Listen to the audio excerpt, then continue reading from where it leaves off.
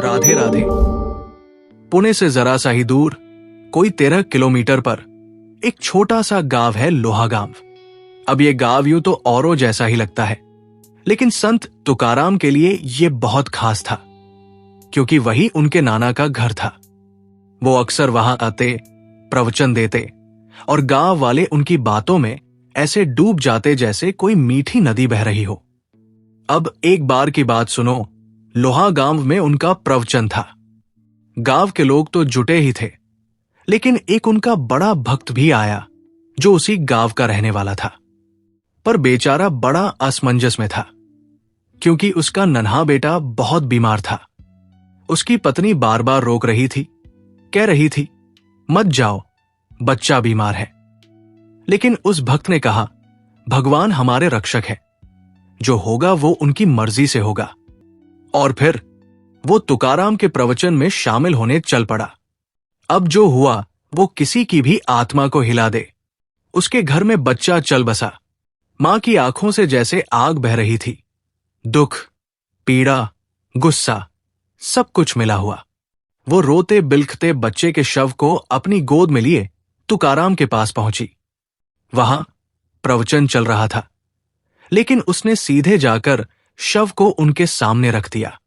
कांपती आवाज में बोली, जब मेरा बच्चा अंतिम सांसें ले रहा था, तब मेरे पति बोले, भगवान पर भरोसा रखो।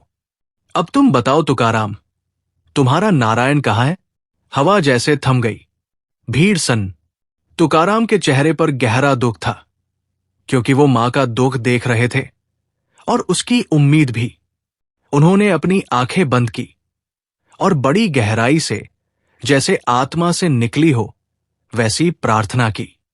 हे पांडुरंग, हमने पुराणों में आपकी महिमा पढ़ी है।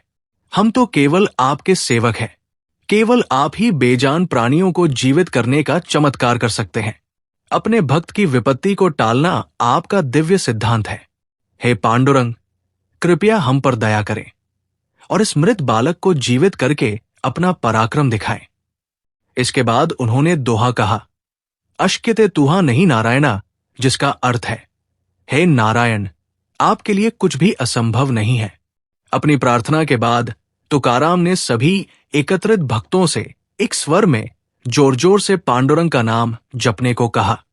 भक्ति में डूबे भक्तों ने अपनी आंखें बंद कर ली और जोश से जप किया। जब उन्होंने अपनी आंखें खोली तो उन्होंने पाया कि लड़का जीवित हो गया था और उनके साथ श्रीहरि का नाम जप रहा था। इस चमत्कारी घटना ने वहां मौजूद सभी लोगों के सामने तुकाराम के संत होने की पुष्टि कर दी। चमत्कार की खबर तेजी से शहरों और गांवों में फैल गई और तुकाराम को सर्वोच्च संत के रूप में सम्मानित किया गया। राधे राधे। कथा पसंद आए तो चैनल को सब्सक्राइब करें, वीडियो को लाइक करें और अपने श्रद्धालु मित्रों के साथ शेयर करें। धन्यवाद।